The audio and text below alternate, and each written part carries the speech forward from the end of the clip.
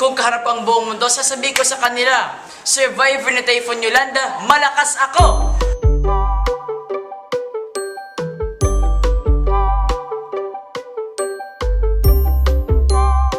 Kahit maliit man ay may magagawa rin. Na kahit mahirap kami, makakapagtapos ako ng pag-aaral. Kahit tinagasan tayo ng pinakamalakas na bagyo sa buong mundo, ay matatag pa rin tayo at kaya nating lampasan ang lahat ng to.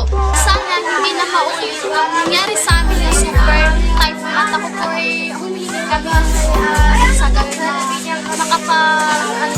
makapagsimula po ako'y nananawag sa inyo. Sana mabigyan kami ng school supply para sa edukasyon. Sana matupad na yung pangarap namin. Sana may makain kami at magkaroon kami ng darahan at sana bumalik ang aming masaganang barangay.